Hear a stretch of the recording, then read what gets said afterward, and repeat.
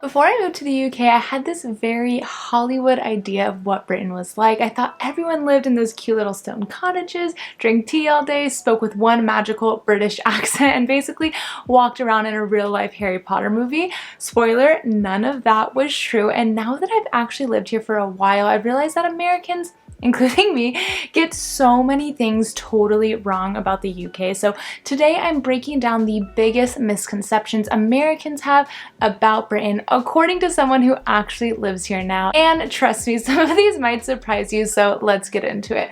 First is something I've talked about in several videos. It rains all the time. A lot of Americans picture the UK as this eternally soggy, gray island where it rains every minute of every day, and listen, I won't pretend that it doesn't rain here because it definitely does, but what Americans get wrong is how regional the weather really is. Before I moved here, I thought the entire country had the exact same climate, like one giant cloud hovering over it just because it's so small compared to the States, but no, the weather in London is totally different from the weather in Manchester or Scotland or Wales. There are places that get absolutely drenched, and then there are parts that honestly feel mild and perfectly livable most of the year. Something I learned is that the UK doesn't necessarily have more rain than many US cities or US states. It's just that the rain is more spread out, so you notice it a little bit more. It's not the dramatic American style thunderstorms. You're just like pouring and soaked. It's more of a light mist or drizzle that shows up uninvited, ruins your hair a little bit, and then leaves just as quickly, and then suddenly it's sunny again. I always say the British weather has commitment issues. It just can't stick to one mood, but non-stop rainfall is definitely an American exaggeration. Now, one of the biggest assumptions Americans make is that the entire UK is basically just London, and to be fair, if you've never visited, that's probably the only UK city you've ever heard about, but living here has taught me that London is just one version of Britain, and honestly, it's not even the most representative. London is huge, it's diverse, fast-paced, international, which is amazing. I love it. That's why I live here, but it's not what the rest of the UK feels like. Americans tend to think that if you've been to London, you've seen the UK, but that's like visiting New York City and saying that you've seen the entire United States. The UK has so many different regions, accents, foods, vibes. Northern England feels completely different from the Midlands. Scotland has its own culture entirely. Wales is stunning and so underrated, and the countryside feels like stepping back in time in the best way. I didn't realize how varied the UK was until I started exploring beyond London, so if you've only been to the capital, trust me, there's a whole other country left to discover. Now, this one is probably the biggest misconceptions Americans have, the idea that because we speak the same language, the UK must be kinda or basically the same as the US, but spoiler, it definitely is not at all. The first few months that I lived here, I had little culture shocks on a daily basis. Yes, English is English, but the humor is different. The sarcasm level is sky high. The social norms are super different, and everyday life works in completely different ways. For example, Americans tend to be more direct and expressive, while Brits are more understated and indirect. An American would say, "I don't like this," and a Brit would say, "It's not my favorite," which usually means that they actually hate it. Even basic things like cues, small talk, tipping culture, customer service, healthcare, work-life balance, they all function differently. And then there's the vocabulary. I thought that I knew English until I moved here and suddenly had no idea what anyone was talking about. You don't take out, you get takeaway. You don't wait in line, you join a queue. A rubber is an eraser and pants are underwear. So yes, we speak the same language technically, but it might as well be a different dialect of life. Americans definitely underestimate how different the UK really is. Now the next one, Americans have this idyllic image of the UK being full of little stone cottages with thatched roofs,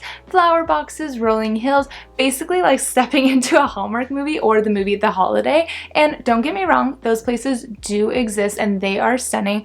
But the reality is that most people, especially in major cities like London, live in flats, terraced houses, or even modern buildings. The UK has beautiful historic architecture, but it also has plenty of regular everyday housing. And here's the funny part. The first time my sister came to visit me in London, she was actually a little bit disappointed. She was literally like, wait, where are the cottages? Where's the little village from the holiday? And I had to tell her, you know, we're in London. If you want fairy tale cottages, you need to head to the Cotswolds. London is amazing, but it's a city. It's not a Christmas card. So Americans definitely get that one wrong because the movies have lied to us our whole lives. The next one is that the UK is small, so everything must be super close together. And yes, the UK is geographically small compared to the US, but Americans take that idea way too far. They imagine everything is practically walking distance. Like you can pop from London to Scotland for lunch.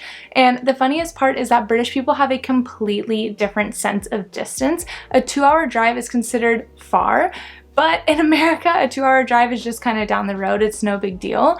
What Americans don't realize is that UK roads are smaller, they're older, and they often kind of wind through towns and countrysides rather than just long, straight, narrow highways that get you from point A to point B as fast as possible. Public transport also varies a lot by region, so even though the country is small, travel can take a lot of time. Going from London to Scotland can feel like a full-blown journey, and let's not even talk about getting to Cornwall.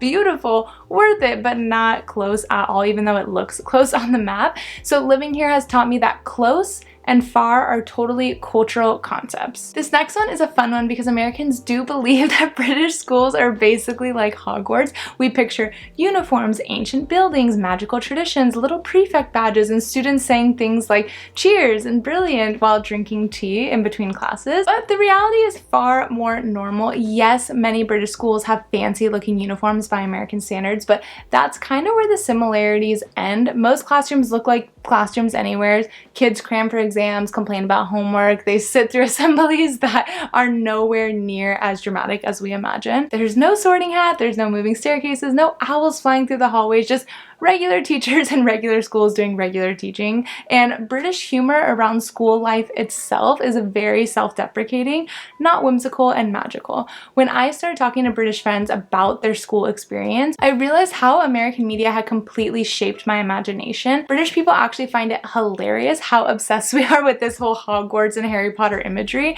It's not inaccurate, it's just very exaggerated. Another American misconception is that the entire UK has world-class public transport, and this comes from the fact that London does have an amazing public transport network. The Underground, buses, trains, the Elizabeth line, you name it, but outside of London, it's a completely different story. Public transport in some places is great, but in others it's limited, it's infrequent, or unreliable. A lot of Americans assume that because the UK is small and Europe is known for good transport, the whole country must be super well connected, but Brits will be the first to tell you that trains get cancelled, buses don't always show up when they're supposed to, and some towns are nearly impossible to reach without renting a car or having a car. But when I moved here, I had to readjust my expectations because I thought I'd be able to just zip around the whole country with ease, you know, just go here for the day, go there for the weekend.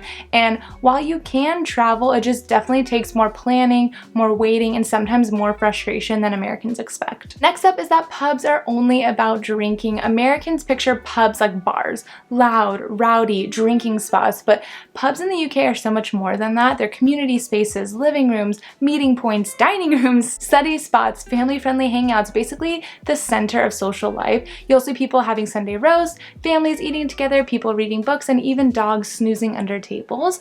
When I first moved here, I didn't understand the pub culture at all. I thought it was going to be like an American bar, but pubs are where friendships are made, where conversations happen, where work colleagues unwind, and where entire neighborhoods come together. Yes, people drink, of course, but the atmosphere is usually relaxed, cozy, welcoming. Like I've talked about in several videos, pubs aren't just about alcohol, they're a whole cultural experience. And honestly, once you understand the role pubs play in British society, you start to love them in a completely different way. Now let's talk about a little bit of a controversial one. Healthcare is free and perfect. Americans often hear the NHS is free and instantly assume it must also be flawless. And while the NHS is genuinely incredible in many ways, especially compared to the cost of healthcare in the US, it's definitely not perfect, and Brits will tell you that openly. I mean, I'll tell you that openly too.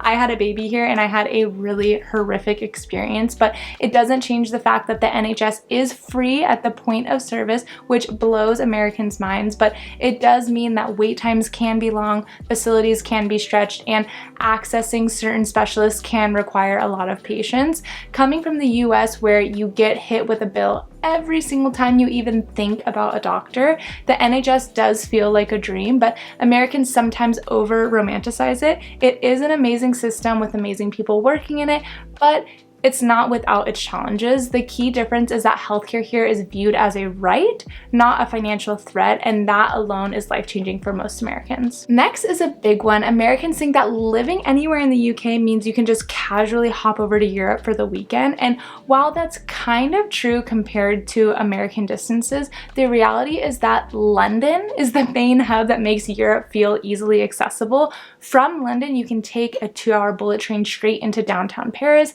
It's fast, it's easy, and honestly, it is magical. But if you live anywhere outside of London, you almost always need to get to London first before you can head off to any other part of Europe. If you're in the north, Scotland, Wales, or the Midlands, getting to London can take hours by train, and flights from regional airports aren't always as frequent or as cheap. So yes, Europe is close, but it's not the pop over whenever you want fantasy Americans imagine if you're not in London. So London has that convenience. The rest of the UK has the charm, but not the Eurostar. Living in the UK has taught me that no matter how many movies we watch or stereotypes we hear, you truly don't understand a place until you live here.